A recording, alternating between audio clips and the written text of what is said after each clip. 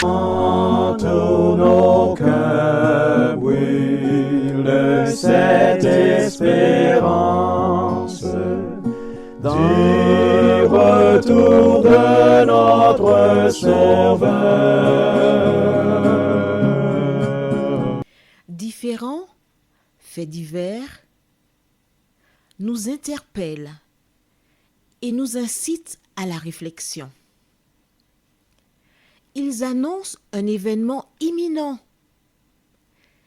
et d'une grande importance. Mais comment l'analyser?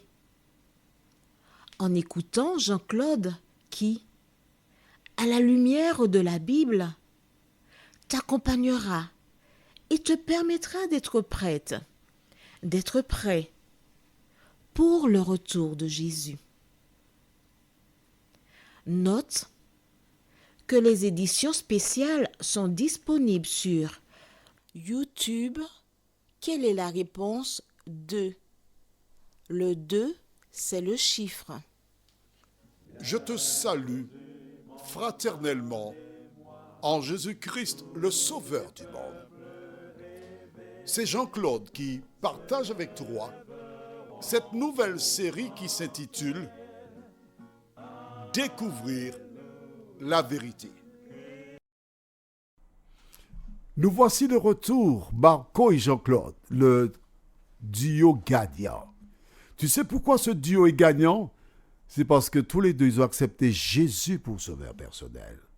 C'est parce que tous les deux, nous attendons le retour de ce sauveur qui un jour nous introduira dans un monde nouveau, la justice habitera. Et c'est pourquoi nous ne voulons pas partir seuls. Nous voulons que tu sois avec nous. Aujourd'hui, nous verrons un parent. Prions. Notre Seigneur et notre Dieu, nous voici face à toi une fois de plus, afin de découvrir la parole. Nous nous inquiétons souvent par rapport à certaines situations, mais tu as dit que tu es avec nous tous les jours jusqu'à la fin du monde. Merci Seigneur. Que le Saint-Esprit qui a commencé cette belle œuvre en nous l'achève, nous t'en prions, au nom de Jésus et pour ta gloire éternelle. Amen. Prenons nos Bibles au livre de Genèse, chapitre 29. Essaie d'imaginer le sourire qui enveloppe le visage de Jacob. Il a entendu Dieu lui parler. La peur, la crainte se sont envolées. Pourquoi? Parce que l'Éternel lui a dit « Je suis avec toi ». Alors il part. Il ne sait pas encore quand il reviendra, ni comment, avec qui, qu'importe. L'Éternel est avec moi. Nous lisons dans le livre de Genèse, chapitre 29, les versets 1 à 12, ce qui suit. Jacob se mit en marche et s'en alla au pays des fils de l'Orient. Il regarda, et voici, il y avait un puits dans les champs. Et voici, il y avait à côté 3 troupeaux de brebis qui se reposaient, car c'était à ce puits qu'on abreuvait les troupeaux, et la pierre sous l'ouverture du puits était grande. Tous les troupeaux se rassemblaient. Là, on roulait la pierre de dessus l'ouverture du puits, on abreuvait les troupeaux, et l'on remettait la pierre à sa place, sur l'ouverture du puits. Jacob dit au berger, « Mes frères, d'où êtes-vous » Ils répondirent, « Nous sommes de Charan. » Il leur dit, « Connaissez-vous Laban, fils de Nacor » Ils répondirent, « Nous le connaissons. » Il leur dit, « Est-il en bonne santé » Il répondit, « Il est en bonne santé. » Et voici Rachel, sa fille, qui vient avec le troupeau. Il dit, « Voici, il est encore grand jour, et il n'est pas temps de rassembler les troupeaux. Abreuvez les brebis, puis allez et faites les paître. » Ils répondirent, « Nous ne le pouvons jusqu'à ce que tous les troupeaux soient rassemblés. » C'est alors qu'on roule la pierre dessus l'ouverture du puits et qu'on abreuve les brebis. comme il leur parlait encore, survint Rachel avec le troupeau de son père, car elle était bergère. Lorsque Jacob vit Rachel, fille de Laban, frère de sa mère, et le troupeau de Laban, frère de sa mère, il s'approcha, roula la pierre de dessus l'ouverture du puits et abreuva le troupeau de Laban, frère de sa mère. Et Jacob baisa Rachel. Il éleva la voix et pleura. Jacob apprit à Rachel qu'il était parent de son père, qu'il était fils de Rebecca, et elle crut l'annoncer à son père. Quand j'ai lu ce texte de la Bible, ça m'a fait penser à Rebecca, la tante de Rachel et mère de Jacob. Rappelle-toi, lorsque le serviteur qui a été envoyé par Abraham s'en alla pour chercher une épouse, en l'occurrence Rebecca,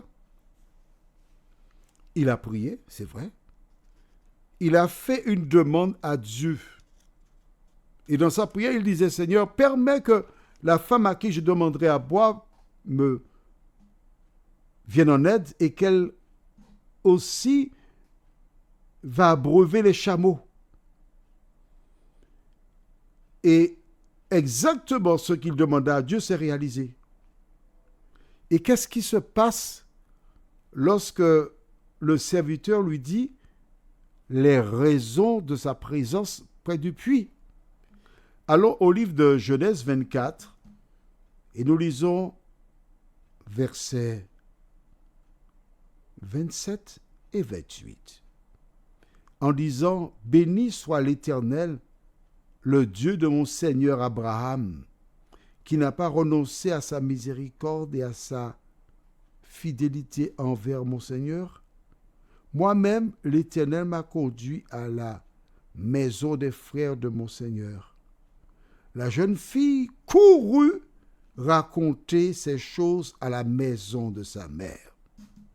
Donc Rebecca, la maman de Jacob, dès que le serviteur lui a parlé, elle a couru. Retournons maintenant dans le livre de Genèse, chapitre 28. Pardon, Genèse 29. La fin du verset 12, on va lire verset 12 tout simplement. Jacob apprit à Rachel qu'il était parent de son père, qu'il était fils de Rebecca, et elle courut l'annoncer à son père. Pour Isaac, le vieux serviteur d'Abraham a choisi une bergère, Rebecca. Elle épousa Isaac.